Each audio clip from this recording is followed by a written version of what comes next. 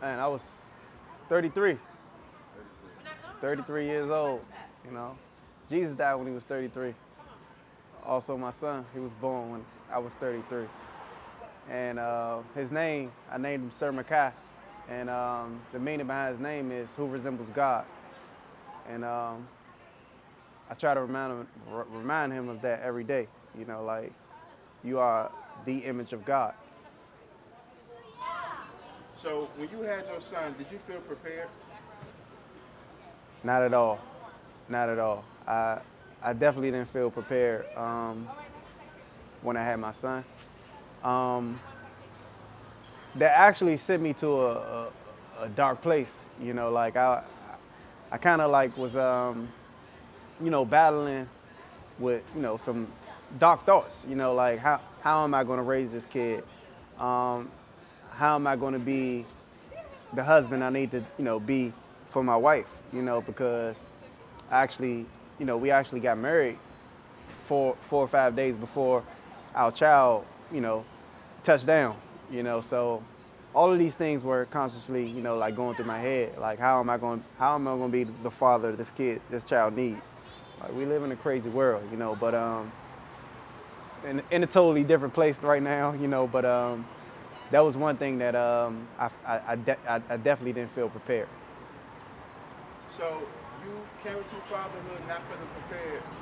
Talk about your experience with your father growing up. Do you feel like you had a good example? Do you feel like your father provided you what you need to, do what you're doing today as a dad? Well, my father did. I think he did all he knew he can do. Um, he was absent a lot of the time because for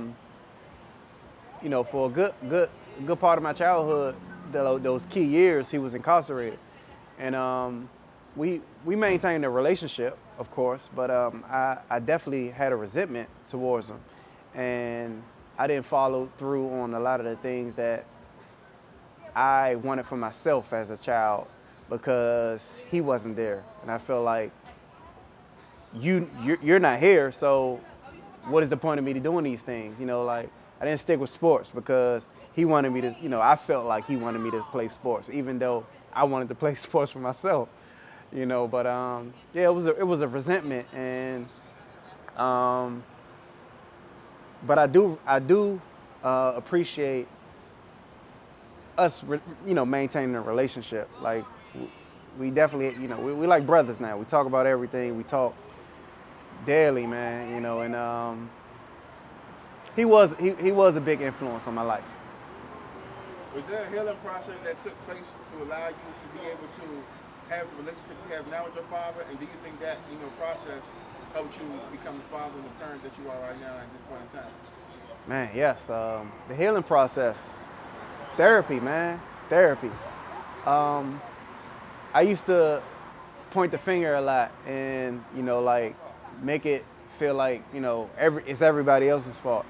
And not, like, not trying to, go within and, deal with some of my issues myself. And going to therapy, it definitely helped me realize some of the things that were triggering me as an adult. And that was the key to my my healing process. And I had to hit the bottom before I even realized everything was messed up. But I'm just I'm grateful for the journey, man. I'm grateful for the journey. When your son was born, talk to us about like some of the initial feelings you got. Like, how did you feel as a dad? Did you feel prideful? Talk about some of the initial feelings that you felt when your son was born. When my son was born, man, I felt like the luckiest. I felt like the luckiest man on the planet, but I felt like I wasn't deserving of this precious this joy. You know, I didn't know that I deserved this, and yeah, it was overwhelming. It was joy. It was happiness. It was um, it was scary. It was scary because you're raising a whole a life. You know, it's your responsibility to raise this little human being in this crazy, cruel world, to not be of the world, so it's a lot, but the emotions that I felt were kind of indescribable, like when we were in the delivery room, I damn near fainted, because, I'm sitting there realizing like, oh, I never seen something like this before.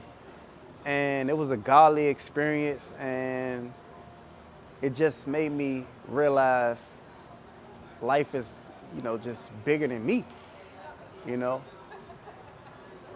So, as a parent, how old is your son right now? He'll be 3 in October. He's 2 now. He'll be 3 in October. So, do you think that there's anything you could have done to better prepare yourself as a father?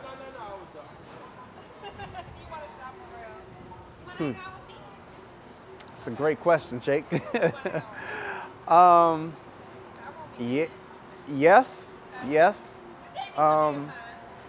and no, because everything that I've learned about fatherhood is based on my perception of the people around me, the fathers that came before me, and the imagery, that I see on TV, the media, the music, so, we build these ideas and ideologies in our head based on the things that we see, so,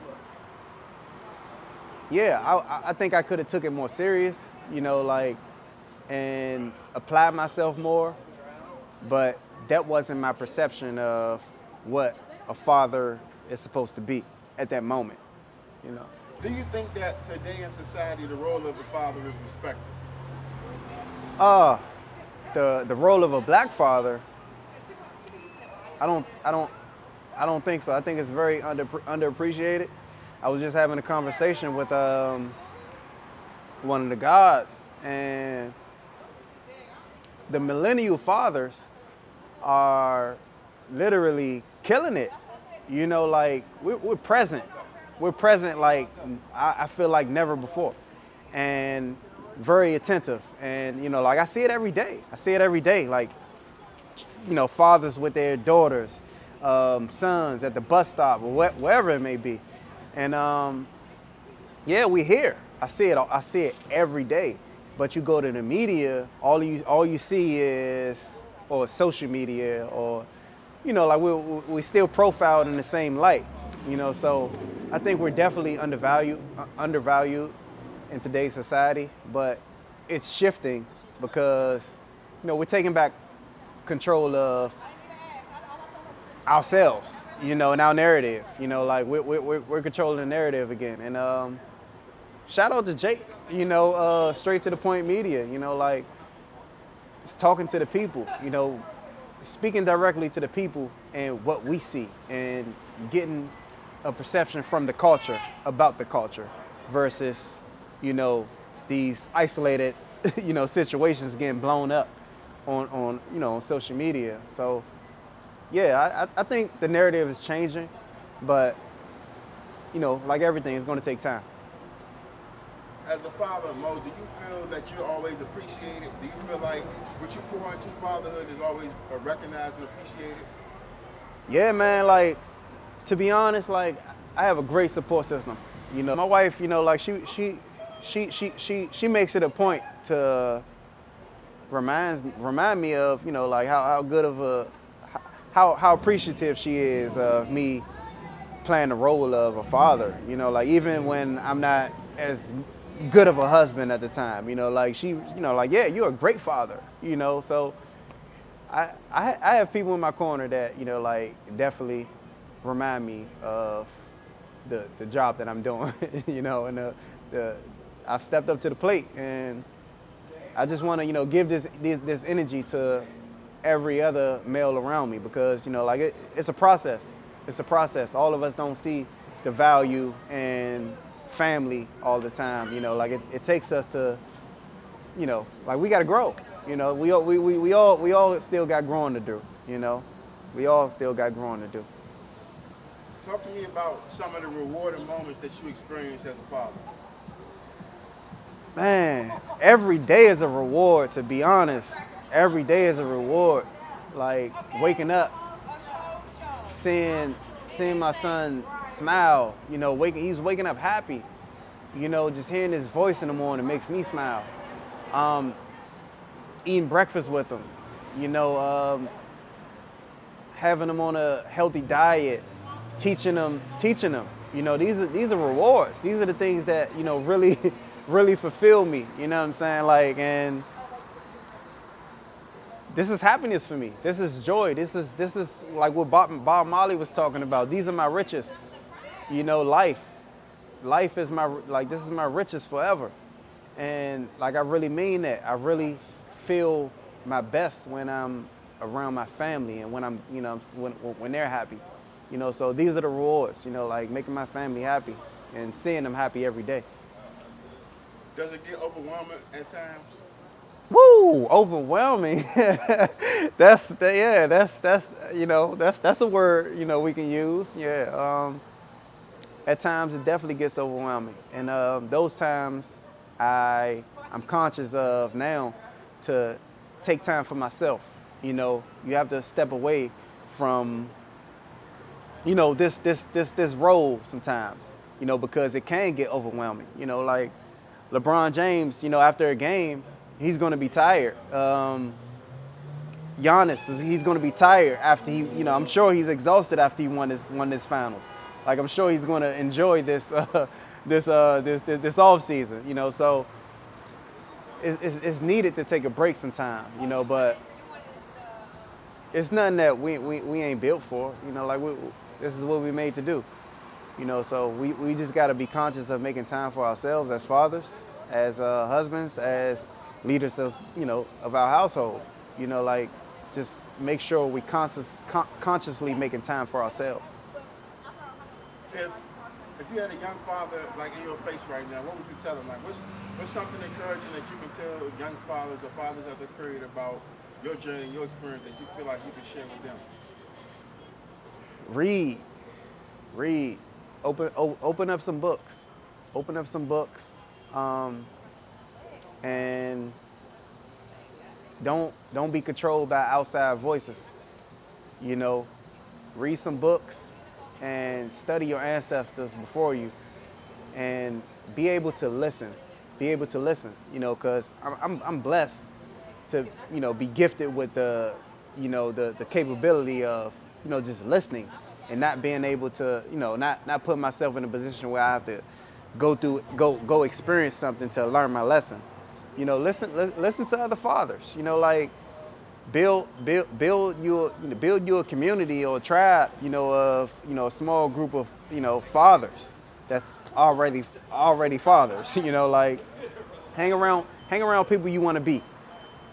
Like, kind of like their lifestyles. Like, if you want a house, hang out with people that own homes. Like, hang out with people that you can learn from, because we don't know it all. This is my first time as, like, having a kid, and it's no handbook to this. And this is no handbook, so having other fathers that I could talk to, other husbands that I could talk to, that helps me out tremendously, because I don't feel like I'm alone. I don't feel like I'm crazy.